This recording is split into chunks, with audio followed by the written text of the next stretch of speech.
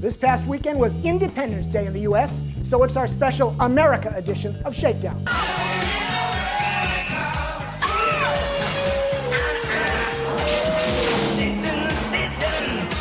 Let's look at racing the America way.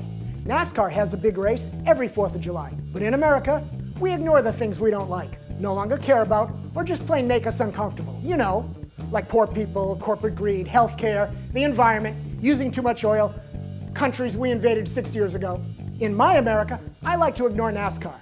So let's do that. America has always been about foreigners coming to our country to find success. And that brings us to MotoGP in Laguna Seca. Japanese Honda, thanks to Spaniard Dani Pedrosa and his 4th to 1st hole shot, found success by holding off Italy's Rossi, Spain's Lorenzo, and the Dewey Ducati of Ozzie Stoner and, what no green card, America boy Nicky Hayden.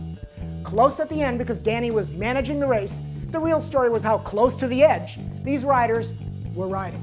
And falling. Lorenzo and Stoner had painful Q session drops. Lorenzo came way too close in the race with this wobble, and the other riders, not so lucky. The surface grip is always changing due to heat, humidity, ocean moisture, dust, everything. And Laguna corners are tricky, nuanced, and way faster than they look on TV. And then you have the corkscrew, where the brake zone is simply left to your memory or imagination because you can't see it. And the turn-in on a bike must be like dropping a skateboard into an empty swimming pool. Rossi solidified his point lead, and I gotta get myself to Indy in August.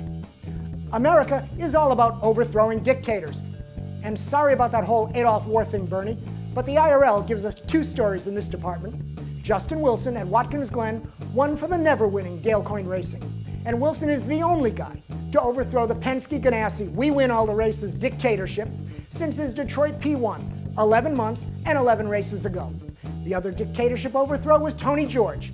He, the leader of the Indy Speedway, the IRL, and the ruin of American open-wheel racing. But actually, this was more of a palace coup, as the family fighting to protect the remains of their trust fund. America is known for its ceaseless self-promotion as the greatest in the world, just like Grand Am, that held a race at Daytona.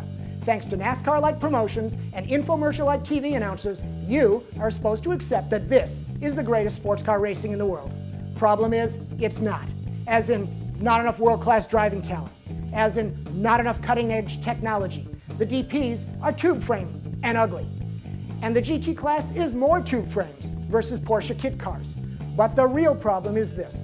Grand Am is in better survival shape than ALMS. More cars on the track, more money in the bank. NASCAR money. Rumors say a Grand Am buyout. I say a global Le Mans Series merger. ALMS joins up with the Euro and Asia LM circuits, all anchored by the Le Mans 24, for a true sports car world championship. I'd watch. Finally, America's Independence Day is nothing without remembering the English.